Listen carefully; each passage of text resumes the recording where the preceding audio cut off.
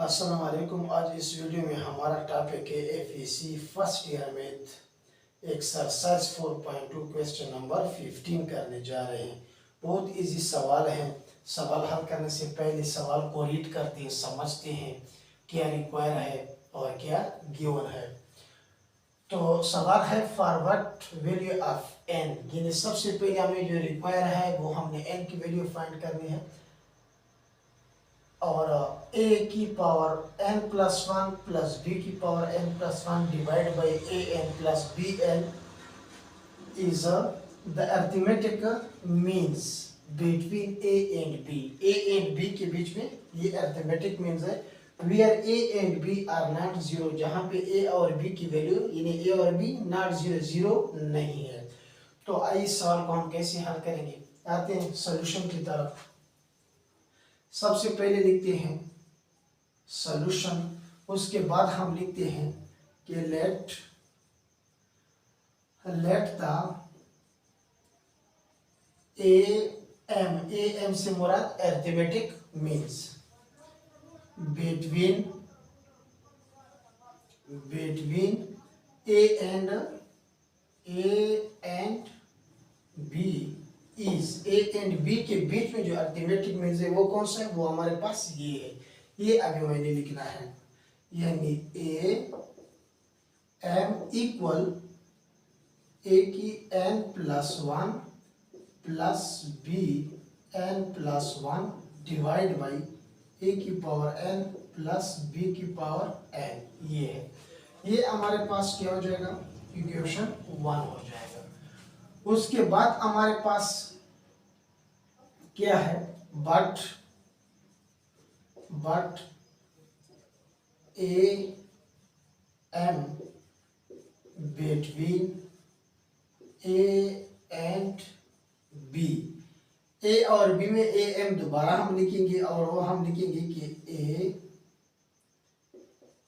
M equal A plus B divide by 2। ये हमारे पास equation 2 होगा। ये फार्मूला हमने क्वेश्चन नंबर 13 में भी इस्तेमाल किया था। वहां पे हमने अरिथमेटिक मीन्स फाइंड कर रहे थे, तो वहां पे हमने ये a plus B divide by 2 का फार्मूला यूज किया। इसको हम मीन्स फाइंड करने के लिए ये फार्मूला हम यूज करते हैं। तो अब हम क्या करेंगे, ये इक्वेशन 2 जो है यानी ए एम की जो वैल्यू है ये हम इक्वेशन 1 में क्या करेंगे, पुट करेंगे। तो हमारे पास इस तरह आएगा, मैं यहाँ पे लिखूंगा पुट इक्वेशन 2 इन इक्वेशन 1 में। ये इक्वेशन 1 में मैं पुट करूंगा। कैसे पुट करूंगा, ये जो ए एम लिखा है ये यानी यहाँ वाला ये ए एम जो लिखा है सही, इसकी जगह इसकी वैल्यू पुट कर दूंगा ये।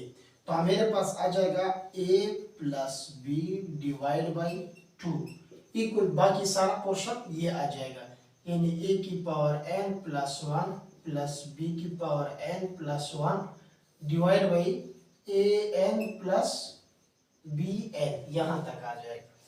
अब मैं क्या करूँगा, बाई क्रॉस मल्टीप्लिकेशन करूँगा। क्या करूँगा, बाई क्रॉस, आप यहाँ पे लिख सकते हैं by cross multiplication. By cross multiplication में ये वाला इसके साथ मल्टीप्लाई हो जाएगा और ये पासा इसके साथ मल्टीप्लाई हो जाएगा। तो मैं यहाँ इसको इसके साथ मल्टीप्लाई करता हूँ, ये मेरे पास आ जाएगा 2 और ब्रैकेट में क्या आ जाएगा, ये वाला हिस्सा, यानी मेरे पास आ जाएगा A N plus 1 plus B N plus 1 आ जाएगा और फिर ये वाला आपस में मल्टीप्लाई हो जाएगा, यानी ए प्लस बी और ये वाला हिस्सा a प्लस बी और यहाँ पे आपके पास आ जाएगा A N plus B N, ये मल्टीप्लाई हो जाएगा बाई क्रॉस मल्टीप्लिकेशन। अब जब ये इसके साथ मल्टीप्लाई हो जाएगा मेरे पास आ जाएगा 2 A N plus 1 plus 2 B N plus 1। यहाँ पे क्या हो जाएगा, ये a जो है ये इसके साथ भी मल्टीप्लाई हो जाएगा पहला, यानी इसके साथ जो मल्टीप्लाई हो जाएगा किस तरह हो जाएगा, a इसका पावर 1 होता है और इसका पावर n है तो n प्लस 1 हो जाएगा। अब यही a इसके साथ भी मल्टीप्लाई होगा, तो अब यहाँ पे आपके पास आ जाएगा कि a b n आ जाएगा। इस तरह ये भी इसके साथ भी हो जाएगा और फिर ये दोबारा पहले इसके साथ हो जाएगा। तो आपके पास यहाँ पे आ जाएगा कि ए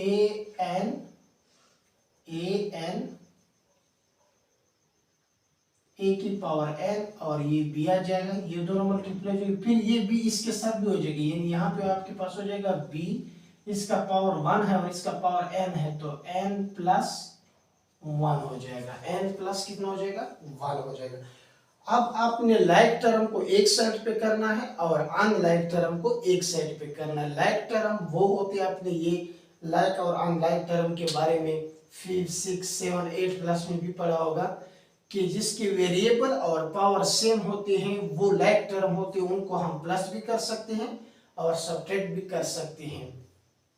तो इसलिए अभी इस सवाल को हम सब्ट्रैक्ट और ऐड करेंगे ताकि हम पहला अरेंजमेंट करेंगे लाइक टर्म का। तो लाइक टर्म यहाँ पे कौन सा है, a की पावर n प्लस 1 है, यहाँ पे देखिए a की पावर n प्लस 1 है, तो ये दोनों लाइक टर्म है, तो यहाँ पे आ जाएगा 2a की पावर n प्लस 1, ये इस तरफ आ जाएगा तो हो जाएगा माइनस a की पावर n प्लस 1, ये इसी तरह आ जाएगा 2bn प्लस 1, वहां पे n प्लस 1 वाला कौन सा, ये b है, तो ये आपके पास आ जाएगा, यहाँ पे ये क्या हो जाएगा मनफी हो जाएगा, यानी bn प्लस 1 हो जाएगा, इक्वल आप लगाएंगे, बाकी जो रह गया आप बाकी कौन सा रह गया, ये रह गया हमारे पास ये वाला, यानी abn और दूसरा ये रह गया प्लस anb, ये दोनों आपस में लाइक टर्म नहीं है क्योंकि यहाँ पे पावर b का पावर n है, वहां पे a का पावर क्या है n है। अब यहाँ से 2ac जब ये एक a जाएगा हमारे पास क्या बचेगा, एक a बच जाएगा, 2c जब एक a जाएगा तो एक ही a बचेगा, इसी तरह 2bc जब एक b जाएगा तो हमारे पास यह आ जाएगा n प्लस 1 इक्वल, ये सेम टू सेम आप इसी तरह ही लिख लेंगे ये। अब याद रखिए हमने n की वैल्यू फाइंड कर रहे हैं, ये आपने ज़हन में याद रखने कि हम इस क्वेश्चन में क्या फाइंड कर रहे हैं, द वैल्यू ऑफ n। अब मैं यहां से n कॉमन लूंगा, a की पावर n कॉमन लूंगा, तो a की पावर a यहाँ पे है, यहाँ पे नहीं है, यहाँ पे a की पावर n है, यहाँ पे a की पावर n नहीं है, तो अब मैं क्या करूंगा a की पावर n और ये a की पावर n, इसको मैं एक साइड पे लिखूंगा, यानी यहाँ पे मेरे पास इस तरह आ जाएगा a की पावर n प्लस 1 और ये वाला इस तरफ आ जाएगा, ये प्लस है इधर आके क्या हो जाएगा माइनस हो जाएगा, a n b हो जाएगा इक्वल, ये वाला इसी जगह पे होगा a b n, अब ये वाला उधर जाएगा तो ये प्लस से उधर जाके क्या हो जाएगा माइनस हो जाएगा, b की पावर n प्लस 1 हो जाएगा। उम्मीद करता हूं आप लोगों को इस स्टेप की समझ आई होगी। अब इसके बाद मैं क्या करूंगा, यहां से कॉमन लूंगा, तो ये जो a की पावर a प्लस n लिखा है, इसका मतलब ये है कि यहाँ पे आप इसका मतलब समझे an प्लस 1, इसका मतलब ये है कि ये इसी तरह भी हम लिख सकते हैं, a की पावर n डॉट a की पावर 1, इस तरह भी लिख सकते हैं। अब अगर इससे मैं an पावर कॉमन लेता हूं तो ये a बच जाता है, क्या बच जाएगा, ये a बच जाएगा यहाँ पे, तो यहाँ पे an जब मैं कॉमन लूंगा तो यहाँ पे एक a बच जाएगा, यहाँ से an चला गया, क्या बच गया b बचा, यहाँ से bn ये भी सेम इसी तरह है, b यहाँ पे b लिखूंगा n प्लस 1, ये भी सेम इसी तरह है, तो यहाँ से जब मैं bn पावर कॉमन लूंगा तो मेरे पास क्या बचेगा, a बचेगा और यहाँ से एक b, तो माइनस b आ जाएगा। अब मैं क्या करूंगा, डिवाइड करूंगा, ये पूरा पोर्शन जो है इस तरफ जो आपको नजर आ रहा है ये आप यहाँ पे डिवाइड करें, सही है, तो यहाँ पे मैं डिवाइड करूंगा, डिवाइड आप जो ब्रैकेट में आपको नजर आ रहा है a minus b on both side we get, हमें क्या मिलेगा, हमें ये साइड मिलेगा और ये a की पावर n और b की पावर n मिलेगा। इसका कुछ ही समय रेस करता हूं ताकि यहाँ पे जगह, जब मैं a मनफी b जब यहाँ पे भी डिवाइड करूंगा, यहाँ पे भी डिवाइड करूंगा, तो मुझे यहाँ पे क्या मिल जाएगा, a की पावर n, यानी a की पावर n मिलेगा। उस साइड पे क्या मिलेगा, यही b की पावर n, क्योंकि ये a मनफी b तो यहाँ पे भी डिवाइड हो जाएगा, यहाँ पे भी क्या हो जाएगा, डिवाइड हो जाएगा। अब हमें क्या कर सकता हूं कि इसको हम इस तरह भी लिख सकते हैं, यानी a n और b n इक्वल क्या हो जाएगा, 1। ये कैसे है, ये बी एन आप अब डिवाइड करो बोथ साइड पे, बी एन इधर डिवाइड हो जाएगा, कैंसिल हो जाएगा। जब सेम चीज एक दूसरे पे डिवाइड होती है तो याद रखिए आंसर हमेशा 1 आता है, तो यहाँ पे 1 आ जाएगा। अब इसको आप क्या कर लेंगे, इस तरह भी आप इसको लिख सकते हो कि ए बी दोनों की पावर सेम है, तो इसकी पावर हम कॉमन भी ले सकते हैं, 1 आ जाएगा, और इसको आप इक्वेशन 3 देंगे, इक्वेशन 3। अब देखिए n की वैल्यू हम करीब पहुंच चुके हैं, अभी इसकी वैल्यू बहुत करीब है, फाइंड कर सकती हैं। लेकिन यहाँ पे अभी यहाँ पे इसका base a divide by b है और पावर n है, यहाँ पे 1 है। अब हमने ये करना है कि यहाँ पे भी बेस a बटा b होना चाहिए। a बटा b बेस कैसे आएगा, अभी a बटा b बेस इस तरह आएगा कि किसी भी चीज की पावर अगर हम 0 ले ले तो वो 1 के बराबर होता है। किसी भी डिजिट का, वेरिएबल का पावर 0 ले लो, पावर क्या हमारे पास आंसर क्या आएगा, 1 आएगा। अब इस 1 के हम क्या करेंगे, यहाँ पे मैं लिख सकता हूँ ये 1 इक्वल a b और इसका पावर मैं लेता हूँ 0। अगर मैंने 0 ले लिया तो ये 1 है, इसका आंसर भी 1 होगा, ये 1 है, इसका आंसर भी क्या होगा, 1 होगा। ये मैंने 1 की वैल्यू बना लिया, क्योंकि यहाँ पे हमें ये बेस चाहिए। अगर यहाँ पे a बटा d होता, a बटा g होता, a बटा f होता तो मैं वही चीज यहाँ पे लिखता। यहाँ पे अगर 15 होता तो मैं यहाँ पे 15 की पावर 0 लिखता। तो अब ये आपके पास जो इक्वेशन 4 बन गया, ये आप पुट करें किसमें, इस इक्वेशन 3 में।